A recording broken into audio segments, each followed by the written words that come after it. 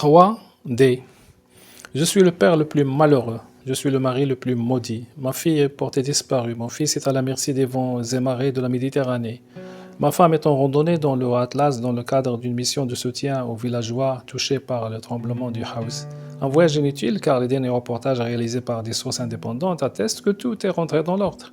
Des choses à peaufiner certes, mais dans l'ensemble, les promesses ont été respectées dans les délais. Il se trouve toujours quelqu'un pour dire que ce n'est pas assez. Et moi, je suis empêtré dans notre appartement, mes yeux accrochés à l'écran de la télévision et ma main sur la gâchette pour dialoguer via mon smartphone. Que se passe-t-il? Ma fille Intissa devrait être là, en train de préparer ses fiançailles. Mon fils, Mehdi, devrait être là pour rejoindre son nouveau poste d'ingénieur informaticien, un poste qu'elle a décroché après moult tentatives à droite et à gauche. Le Jane, leur mère, devrait être là, ou peut-être pas. Il est contre les fiançailles d'Intissar avec Rafiq, un jeune un peu mou à son goût. Tout est arrivé comme un souffle venu de nulle part. J'ai fait tous les commissariats de police, tous les hôpitaux du quartier. J'ai appelé la famille et les amis de ma fille. Il est introuvable. La dernière fois qu'il a été vu, il était en compagnie d'un jeune. La description donnée ne correspondait pas à Rafiq. Les deux ont rejoint des jeunes répartis en groupe de 4, se dirigeant vers l'Agdal. Et puis, plus rien. Je reçois un coup de téléphone de Mehdi, le dernier. Il me dit adieu et s'excuse de tout le mal qu'il estime avoir donné. Il était une tête de mule, dois-je reconnaître. Mehdi est encerclé par des bateaux israéliens non loin de Gaza et fait partie de ces militants qui veulent casser le blocus imposé aux Palestiniens depuis 2 ans. Et puis le Jain. Les sentiers scabreux de l'Atlas lui auraient fait perdre le discernement et n'est plus joignable. Qu'est-ce qui m'arrive? Mais qu'est-ce qui m'arrive? Les informations explosent l'écran de la télévision. Oui, dans les rues de certaines villes, des manifestations organisées aléatoirement par Gen Z. D'abord pacifiques avant de déborder.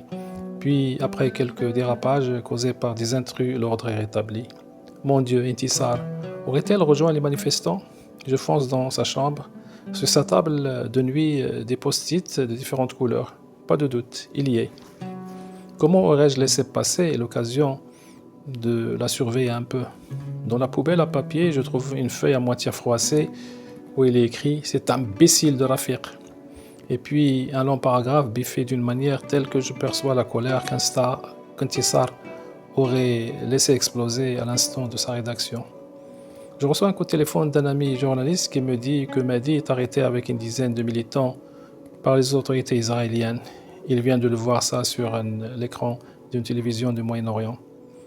Je reste figé. Rafiq m'appelle à son tour pour demander si tout allait bien et si les préparatifs pour les fiançailles allaient bon train. Mon Dieu, non seulement il est mou, pour reprendre la description de l'Eugène, mais il est aussi décolleté.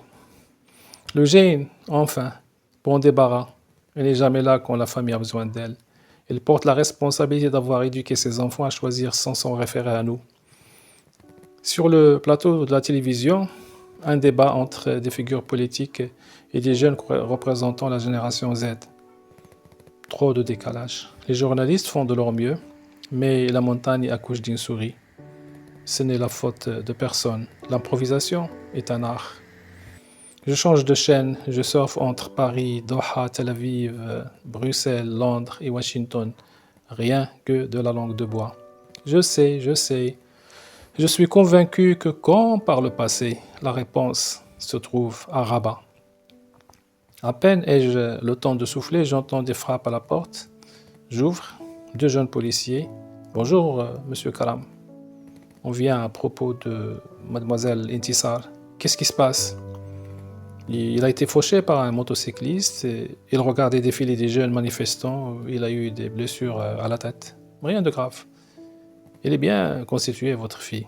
Vous pouvez aller la récupérer si vous voulez. La clinique, vous savez, il faut payer. Voilà l'adresse de la clinique.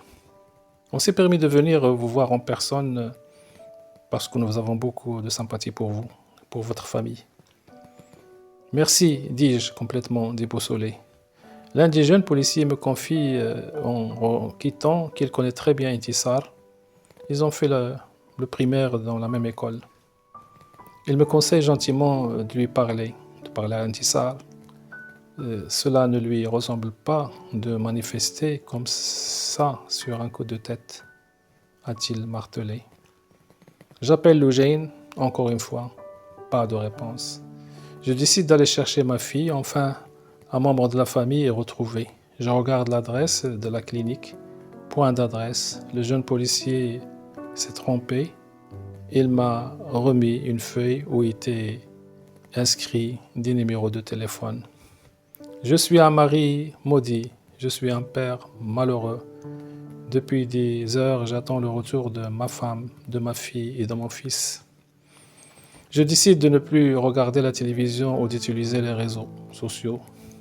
Mon seul problème, c'est que je meurs de faim, mais je ne sais pas cuisiner. De plus, il est trop tard pour commander un repas via une application qui nous nargue en présentant notre pays sans ses provinces du Sud. Je ferai la fête quand la famille sera réunie. Je suis confiant, car comme par le passé, la réponse Edouane viendra de Rabat. J'ouvre la fenêtre, ouverte sur le balcon, le calme total. Cette force tranquille qui se balade dans les rues me propulse dans un espace où se rencontrent l'extase et la béatitude, pourvu que cela dure. Rafiq me téléphone encore une fois. Il s'enquille des préparatifs. Je lui raccroche au nez. Quelqu'un sonne à la porte. Si c'est lui, il verra de quoi je me chauffe, me dis-je. C'est le concierge. Il me dit que les jeunes du quartier ont empêché une bande de casseurs de s'attaquer à ma voiture. Ma voiture. Une longue histoire sur la manière dont je l'ai acquise. Excusez-moi, s'il y a du nouveau, je vous tiendrai au courant. En attendant, je m'entraînerai à préparer un dîner de tonnerre pour qu'une fois toute la famille réunie, je leur démontre que le plat de résistance avec un assaisonnement tiendra compte de leur goût. Sans doute, dites-vous, je suis un bon à rien, un irresponsable. Oui, sur ce que je viens de partager avec vous, je vous l'accorde, mais je n'ai pas dit mon dernier mot. Je vous tiendrai au courant, vous dis-je, s'il y a du nouveau. Moi, je fais confiance à Loujain, à Intisar et à Mehdi. Il m'appartient à moi d'accorder mon violon pour que Raqsat al-Atlas, ce chef-d'œuvre d'Abdelkader Rachdi, soit joué sans fausse note.